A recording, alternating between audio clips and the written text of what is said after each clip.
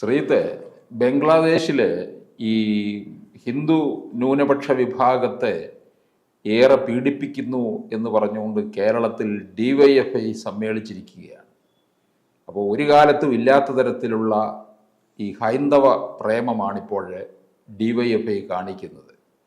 അപ്പോൾ ഈ DYFIയുടെ മാർച്ച് ഇനിയിപ്പോൾ അങ്ങ് ബംഗ്ലാദേശിലേക്ക് ചലിക്കുമോ എന്നാണ് നമുക്ക് സംശയം. എന്തായിരിക്കും ഇത്? എന്തായാലും കഴിഞ്ഞ ലോക്സഭാ തെരഞ്ഞെടുപ്പോട് കൂടിയാണ് ഈ മാറ്റമുണ്ടായത്. സാർ മുൻപ് സൂചിപ്പിച്ചതുപോലെ തന്നെ ഇപ്പോൾ ഹിന്ദു പ്രേമമായിരുന്നു. പക്ഷെ ഇതിനു മുൻപ് ഹമാസ് പ്രേമവും അതോടൊപ്പം തന്നെ പാലസ്തീനുമായെല്ലാം ബന്ധപ്പെട്ട് ഈ മലബാറിലെ ഓരോ ഗ്രാമങ്ങളിലും വലിയ പ്രതിഷേധങ്ങളായിരുന്നു DYFIയുടെ അതോടൊപ്പം തന്നെ CPM-ന്റെ എല്ലാം നേതൃത്വത്തിൽ സംഘടിപ്പിക്കും. ഈ പ്രതിഷേധങ്ങളെല്ലാം എന്ത് ചെയ്താലും രാഷ്ട്രീയമാണല്ലോ. പ്രത്യേകിച്ച് രാഷ്ട്രീയ പാർട്ടികൾ ചെയ്യുന്നത് വോട്ട് നേടാനുള്ള തന്ത്രങ്ങളുമായി ബന്ധപ്പെട്ടാണ് അവർ അത്തരം പ്രവർത്തനങ്ങളുമായി മുന്നോട്ട് പോകുന്നത്. ഇതും എന്തായാലും ഒരു വോട്ട് തട്ടാനുള്ള വിദ്യയാണ്. കാരണം ഉടൻ തന്നെ പല തെരഞ്ഞെടുപ്പുകളും വരുന്നുണ്ടല്ലോ. 2025-ലും 2026-ലും പല തെരഞ്ഞെടുപ്പുകൾ വരുന്നുണ്ട്. അതിലെല്ലാം എങ്ങനെയാണ് തങ്ങൾക്ക് അനുകൂലമായി ഒരു സാഹചര്യം ഉണ്ടാക്കുക, വീണ്ടും മുഖ്യമന്ത്രിയായി പിണറായി വിജയന് ആ കസേരയിൽ ഇരിക്കുക എന്നതാണ് അദ്ദേഹത്തിന്റെ മോഹം. കാരണം ഇവർ പണ്ട് പറയുമായിരുന്നു ഈ ബംഗാൾ കേരളത്തിൽ നടപ്പിലാക്കുമെന്ന രീതിയിൽ. അതിന് സമാനമായി തന്നെ ഇപ്പോൾ 10 വർഷമായിട്ടുണ്ടല്ലോ ഈ അധികാരത്തിൽ കയറിയിട്ട്. എന്തായാലും വീണ്ടും അധികാരത്തിൽ 2026-ൽ വീണ്ടും അധികാര കസേര ഉറപ്പിക്കാനുള്ള ശ്രമത്തിന്റെ ഭാഗമായാണ് ഇത്തരം ഗിമിക്കുകൾ. എന്തായാലും പക്ഷെ ഇത് എല്ലാവരെയും ഞെട്ടിച്ചിരിക്കുകയാണ്. എങ്ങനെ ഈ ബംഗ്ലാദേശിലെ ന്യൂനപക്ഷങ്ങൾക്ക് അനുകൂലമായി തെരുവോരങ്ങളിൽ കേരളത്തിന്റെ എല്ലാ ജില്ലാ കേന്ദ്രങ്ങളിലുമാണ് ഇത്തരം പ്രതിഷേധ പ്രകടനങ്ങൾ DYFI സംഘടിപ്പിച്ചിരിക്കുന്നത്. ഇതിന് ആദ്യ തുടക്കം ബംഗാളിന് സമാനമായ ചില പ്രതിഷേധങ്ങൾ സംഘടിപ്പിച്ചിട്ടുണ്ട്. അതെന്തായാലും ബംഗാൾ അതിർത്തിയാണല്ലോ. അതോടൊപ്പം തന്നെ ബംഗ്ലാദേശിൽ നിന്നും പല ആയിരക്കണക്കിന് ഹിന്ദുക്കളും ലക്ഷക്കണക്കിന് ഹിന്ദുക്കളും കുടിയേറിയ ഒരു പ്രദേശം കൂടിയാണ് ബംഗാൾ. അപ്പോൾ അതിനാൽ തന്നെ അവിടെ സ്വാഭാവികമായി ഇത്തരം പ്രതിഷേധം ഉണ്ടാകുന്നത് സ്വാഭാവികമാണ്. എന്നാലും മറ്റൊരു കാര്യമുണ്ട്.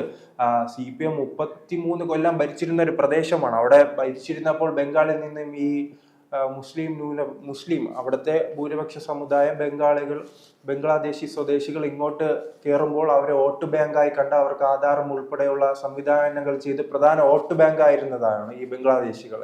അന്നലെ BJP വലിയ വിമർശനം ഉന്നയിച്ചിരുന്നു. ഇവർ എന്തായാലും ഇങ്ങോട്ട് കടന്നു വരുമ്പോൾ വലിയ തലവേദനയായി മാറാറുണ്ട്. അതിനാൽ തന്നെ അവർക്ക് ഇനി ഇങ്ങോട്ട് കടത്തി വിടരുതെന്ന രീതിയിൽ വലിയ പ്രതിഷേധങ്ങളൊന്നും BJP സംഘടിപ്പിച്ചിരുന്നു. പക്ഷെ ഇപ്പോൾ ബംഗ്ലാദേശിനെതിരെയാണ് അവിടുത്തെ CPM നിൽക്കുന്നത്. കാരണം ഇവർ കൊണ്ടുവന്ന വോട്ട് ബാങ്കെല്ലാം ഇപ്പോൾ കൂട്ടത്തോടെ തൃണമൂൽ കോൺഗ്രസിലേക്ക് മാറിയിട്ടുണ്ട്. അതിനാൽ തന്നെ ഇപ്പോൾ അവർ ബംഗ്ലാദേശികൾക്കെതിരാണ്. അതോടൊപ്പം തന്നെ ഏറ്റവും രസകരമായ കാര്യം ഇതായിരുന്നു. വർഷങ്ങൾക്ക് മുമ്പ് BJP പറഞ്ഞിരുന്നത് ബംഗാളിലെയും അതോടൊപ്പം തന്നെ പാകിസ്ഥാനിലെ എല്ലാം ന്യൂനപക്ഷങ്ങൾ വളരെ പ്രതിസന്ധിയിലാണ്, അവർ വംശഹത്യക്ക് ഇരയാകുന്നു, അതിനാൽ തന്നെയാണ് പൗരത്വം ഇന്ത്യയിൽ അവർക്ക് അനുവദിക്കണമെന്ന് പറഞ്ഞപ്പോൾ ആദ്യം മുൻനിരയിൽ നിന്നതായിരുന്നു DYFI അതോടൊപ്പം തന്നെ CPM അല്ല. ഇപ്പോൾ എന്തായാലും അവർ തിരിച്ച് സമരം ചെയ്യുകയാണ്. മോദി സർക്കാർ ഉൾപ്പെടെയുള്ളവർ ഈ ബംഗ്ലാദേശികൾക്ക് അവിടുത്തെ ന്യൂനപക്ഷങ്ങൾക്ക് അനുകൂലമായി ഒന്നും ചെയ്യുന്നില്ല എന്ന പ്രശ്നമുയർത്തിയാണ് അവർ സമരം ചെയ്യുന്നത്. എന്തായാലും കേരളത്തിലേക്ക് വരികയാണെങ്കിൽ അവർ എന്തായാലും ബംഗ്ലാദേശിലോടുള്ള അവിടുത്തെ ഹിന്ദുക്കളോടുള്ള പ്രണയമൊന്നുമല്ല, ഈ ലോക്സഭാ തെരഞ്ഞെടുപ്പുമായി ബന്ധപ്പെട്ടാണ് നാം അത് നോക്കിക്കാണാനുള്ളത്. ലോക്സഭാ തെരഞ്ഞെടുപ്പിന് മുൻപ് നമുക്കറിയാവുന്നതാണ് 2021 മുതൽ തന്നെ ഈ പ്രേമം തുടങ്ങിയിരുന്നു. അത് മുസ്ലിം ലീഗിനോടായിരുന്നു. മുസ്ലിം ലീഗിനെ തങ്ങളുടെ പാളയത്തിലേക്ക് എത്തിക്കുക, അതോടൊപ്പം തന്നെ മുസ്ലിം സമുദായത്തിന് ഒരു 10%-ലധികം വോട്ട് കൂടുതൽ, എങ്ങനെയായാലും മലപ്പുറവും അതോടൊപ്പം തന്നെ കോഴിക്കോടെല്ലാം ഒരു 10 സീറ്റ് എങ്ങനെയെങ്കിലും വർദ്ധിപ്പിച്ച് വീണ്ടും അധികാരത്തിൽ 2026 അധികാരത്തിൽ വരുമോ എന്ന ചിന്തയുമായാണ് മുന്നോട്ട് പോയത്. പക്ഷെ ഉള്ളത് പോവുകയും ചെയ്ത് മുസ്ലിങ്ങളുടെ വോട്ട് കിട്ടിയതുമില്ല. കയ്യിലിരുന്ന പിന്നോക്ക സമുദായത്തിന്റെ വോട്ട് വളരെ രീതിയിൽ പോകുകയും ചെയ്തു. അത് BJP-യിലേക്ക് വലിയ കുത്തൊഴുക്കായി പോയതാണ് കണ്ടത്. അത് നാം ആറ്റിങ്ങലായാലും കണ്ട്, ആലപ്പുഴയിലും കണ്ണൂരിലും കോഴിക്കോടും കാസർഗോഡും ഉൾപ്പെടെയുള്ള എല്ലാ മണ്ഡലങ്ങളിലും ഈ മുന്നേറ്റം കാഴ്ചവെക്കാൻ BJP-ക്ക് കഴിഞ്ഞിട്ടുണ്ട്.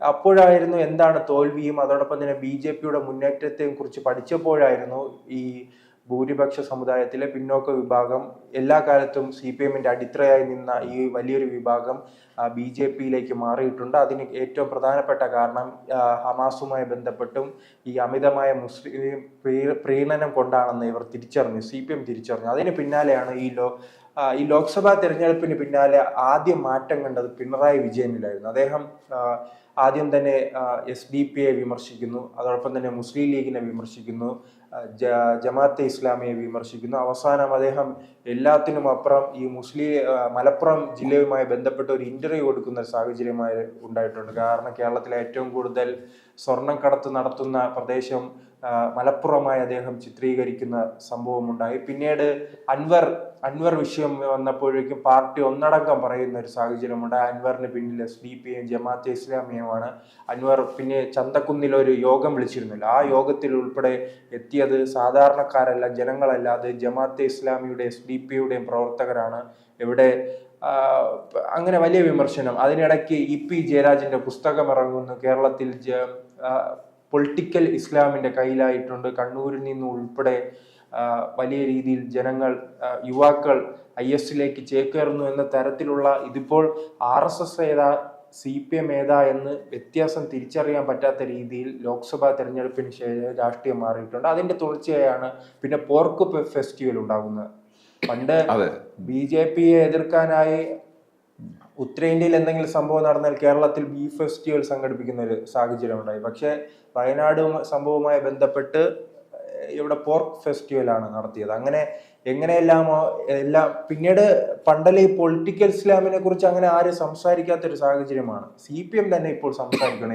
എന്തായാലും തങ്ങളുടെ വോട്ട് ബാങ്ക് ഈ ഹൈന്ദവ സമൂഹമാണ്, അവരെ കൂടെ നിർത്തുക, എങ്ങനെയെങ്കിലും ഒരു 90 സീറ്റ് ഒപ്പിച്ച് വീണ്ടും അധികാരത്തിൽ വരാനുള്ള ശ്രമങ്ങളാണ് ഇവർ നടത്തുന്നത്. അല്ലാത്ത പക്ഷം ഈ ബംഗ്ലാദേശിലെ ഹിന്ദു സ്നേഹമല്ലേ എന്ന് വന്നു എന്നാണ് ഇപ്പോൾ എല്ലാവരും ഞെട്ടിത്തരിച്ചിരിക്കുന്നത്. പെട്ടെന്നുണ്ടായ ഒരു മാറ്റമാണ് ഈ ഹിന്ദുക്കൾക്ക് വേണ്ടി സംസാരിക്കുന്നത്. എന്തായാലും പക്ഷെ വലിയ രീതിയിൽ തന്നെയാണ് ബംഗ്ലാദേശിലെ ഹിന്ദുക്കൾ ഇപ്പോൾ വേട്ടയാടിക്കൊണ്ടിരിക്കുന്നത്. പല പ്രശ്നങ്ങളും അവർ ഫേസ് ചെയ്യുന്നുണ്ട്. ഇന്നലെയും 2 ക്ഷേത്രങ്ങൾ ആക്രമിക്കുന്ന സാഹചര്യമുണ്ട്. പല സന്യാസിമാരും കസ്റ്റഡിയിലാണ്. അവർ ഇപ്പോൾ ഇസ്കോൺ ഇടയ്ക്ക് പറഞ്ഞിരുന്നു, ഈ മതചിഹ്നങ്ങളെല്ലാം ഇസ്കോണിലെ സന്യാസിമാർ ഒഴിവാക്കണമെന്ന രീതിയിൽ വരെ പ്രസ്താവന ഇറക്കിയിരുന്നു. അത്രത്തോളം ഭയപ്പെട്ടാണ് ബംഗ്ലാദേശിലെ ഹിന്ദുക്കൾ മുന്നോട്ട് പോകുന്നത്. പക്ഷേ കേരളത്തിൽ ഉൾപ്പെടെ ഇന്ത്യയിൽ ഉൾപ്പെടെ വിവിധ സ്ഥലങ്ങളിൽ വലിയ പ്രതിഷേധം ഉണ്ടാകുന്നു എങ്കിലും ഈ കേന്ദ്ര സർക്കാർ കൃത്യമായി ഇടപെടുന്നുണ്ടോ എന്നതും ഒരു ചോദ്യചിഹ്നമായി മാറിയിരിക്കുകയാണ്. അതിനിടയിലാണ് എല്ലാവരും ഞെട്ടിച്ചുകൊണ്ട് DYFI തന്നെ രംഗത്ത് വന്നിരിക്കുന്നത്. അവർ വലിയ വിമർശനം ഉന്നയിക്കുന്നു. അവർ പറയുന്നത് കേന്ദ്ര സർക്കാരിന്റെ ഭാഗത്തു നിന്നും കൃത്യമായ ഇടപെടൽ ഉണ്ടാകുന്നില്ല എന്ന് പറയുന്നു. അതോടൊപ്പം തന്നെ തങ്ങൾ എല്ലാ കാലത്തും എല്ലാ രാജ്യത്തെ ന്യൂനപക്ഷങ്ങളോടൊപ്പമാണെന്നാണ് DYFI പറയുന്നത്. അപ്പോഴേക്ക് ചിലപ്പോൾ BJP-ക്കാർ ചോദിക്കും, അങ്ങനെയാണെങ്കിൽ പൗരത്വ ഭേദഗതി ബില്ല് വന്നപ്പോൾ ആദ്യ സമരത്തിനിറങ്ങിയത് CPM ആയിരുന്നല്ലോ. CPM ഉൾപ്പെടെ നാം ഇവിടെ കണ്ടിട്ടുണ്ടല്ലോ. ഈ തിരുവനന്തപുരത്ത് ഉൾപ്പെടെ അന്ന് രമേശ് ചെന്നിത്തലയായിരുന്നു പ്രതിപക്ഷ നേതാവ്. അദ്ദേഹവും പിണറായി വിജയനും ഒരു വേദിയിലിരുന്ന് സമരം ചെയ്യുന്ന കാഴ്ച കണ്ടിരുന്നു. അന്ന് BJP ഉൾപ്പെടെ ഉന്നയിച്ചിരുന്നത് ഈ സമാനമായ സാഹചര്യം. അന്ന് ബംഗ്ലാദേശിലും പാകിസ്ഥാനിലും അഫ്ഗാനിസ്ഥാനിലും ഉള്ള ന്യൂനപക്ഷങ്ങൾ വലിയ പ്രതിസന്ധിയിലൂടെയാണ് കടന്നു പോകുന്നത്. അവർക്ക് ഇന്ത്യയിൽ പൗരത്വം നൽകാനുള്ള ബില്ലായിരുന്നല്ലോ പൗരത്വ ഭേദഗതി. അന്ന് അതിനെതിരെ സമരം ചെയ്തവരാണ് ഇന്ന് ബംഗ്ലാദേശിലെ ന്യൂനപക്ഷങ്ങൾക്ക് വേണ്ടി സംസാരിച്ചു കൊണ്ടിരിക്കുന്നത്. അവർ ഇപ്പോൾ CPM-ലൂടെയാണ്. CPM ചിലപ്പോൾ ഇതുമായി ബന്ധപ്പെട്ട എന്തെങ്കിലും കൃത്യമായ ഒരു അജണ്ടയോടെ ആയിരിക്കും മുന്നോട്ട് പോകുന്നത്. പരമാവധി ഹിന്ദു വോട്ടുകൾ ഇനി നേടുക എന്ന രീതിയിലായിരിക്കും. അതാണ് കാരണം മുഖ്യമന്ത്രിയുടെ ഭാഗത്ത് നിന്ന് ആദ്യം പ്രതികരണം ഉണ്ടാകുന്നു. പിന്നീട് ഈ അൻവറിനെതിരെ പൊളിറ്റിക്കൽ ഇസ്ലാം ഉയർത്തി അൻവറിനെതിരെ ഗോവിന്ദൻ പാർട്ടി സെക്രട്ടറി രംഗത്ത് വരുന്നു. അതിനിടയ്ക്ക് തന്നെ EP ജയരാജന്റെ പുസ്തകം വരുന്നു. അങ്ങനെ അവർ കൃത്യമായ ഒരു അജണ്ടയുമായാണ് മുന്നോട്ട് പോകുന്നത്. പക്ഷെ ഇതിൽ ഏറ്റവും പ്രതിസന്ധിയിലാകാൻ പോകുന്നത് എനിക്ക് തോന്നുന്നത് BJP ആയിരിക്കും. BJP എന്തായാലും BJP-യേക്കാൾ ഇപ്പോൾ ഹൈന്ദവ വോട്ടുകൾ നേടാനുള്ള ശ്രമവുമായാണ് CPM മുന്നോട്ട് പോകുന്നത്. അപ്പോൾ എന്തായാലും 2026 ലക്ഷ്യം വെച്ചാണ് മുന്നോട്ട് പോകുന്നത്. അങ്ങനെ ജനങ്ങളെ ഹൈന്ദവരെ കയ്യിലടക്കാൻ CPM-ന് കഴിയുകയാണെങ്കിൽ 2026 വീണ്ടും മുഖ്യമന്ത്രിയായ അദ്ദേഹത്തിന് വരാൻ കഴിയും. അദ്ദേഹം അത് പരീക്ഷിച്ച് വിജയിച്ചിട്ടുണ്ടല്ലോ. 2019 തെരഞ്ഞെടുപ്പിൽ വലിയ പരാജയമായിരുന്നു പിണറായി വിജയൻ ഉണ്ടായത്. അത് ശബരിമല സമരവുമായി ബന്ധപ്പെട്ടായിരുന്നു. പിന്നീടാണ് ഇവർ മാപ്പ് പറയുന്ന ഒരു അവസ്ഥ വരെ ഉണ്ടായിരുന്നു. പിന്നീട് ശബരിമലയെ കുറിച്ച് മിണ്ടാത്തൊരു അവസ്ഥയുണ്ടായി. ഹൈന്ദവരെ തണുപ്പിക്കുന്ന ഒരു സ്ഥിതിയായിരുന്നു 2019 ശേഷം ഉണ്ടായത്. അത് വലിക്കുകയും ചെയ്തു. 2020 വന്ന തദ്ദേശ സ്വയംഭരണ തെരഞ്ഞെടുപ്പിൽ 2021 ഈ ഭൂരിപക്ഷ സമുദായം വലിയ രീതിയിൽ വോട്ട് ചെയ്തിട്ടുണ്ട് ഈ CPM. കാരണം നാം പല മണ്ഡലങ്ങളും എടുത്തു നോക്കിയാൽ അറിയും, ഈഴവ കൂടുതലായി തിങ്ങിപ്പാർക്കുന്ന മണ്ഡലങ്ങളിൽ വലിയ ഭൂരിപക്ഷത്തിനാണ് ജയിക്കുന്നത്. 20,000, 30,000, 40,000 വോട്ടിന്റെ ഭൂരിപക്ഷത്തിനാണ് നിയമസഭാ മണ്ഡലങ്ങളിൽ CPM വിജയിച്ചത്. കാരണം 2019 ശബരിമല പ്രശ്നം അവർ പൂർണ്ണമായി തന്നെ പിന്നെ അതിനെക്കുറിച്ച് മിണ്ടാതെ ഹൈന്ദവ വികാരം ഉണർത്തി അവർ വോട്ട് പിടിക്കുന്ന സാഹചര്യം ഉണ്ടായി. അതിന് സമാനമായ രീതിയാണ് വീണ്ടും ഉണ്ടായിരിക്കുന്നത്. അതിൻ്റെ ഒരു തുടക്കമാണ് ഇപ്പോൾ കണ്ടുകൊണ്ടിരിക്കുന്ന CPM-ൽ കണ്ടുകൊണ്ടിരിക്കുന്ന മാറ്റം. ഹൈന്ദവർക്ക് അനുകൂലമായാണ് ഇപ്പോൾ CPM സംസാരിക്കുന്നത്. അതിൻ്റെ ഏറ്റവും ഒടുവിലെ തെളിവാണ് DYFI ഇപ്പോൾ തെരുവിൽ ഹിന്ദുക്കൾക്കായി, ബംഗ്ലാദേശിലെ ഹിന്ദുക്കൾക്കായി ഇറങ്ങിയിരിക്കുന്നത്.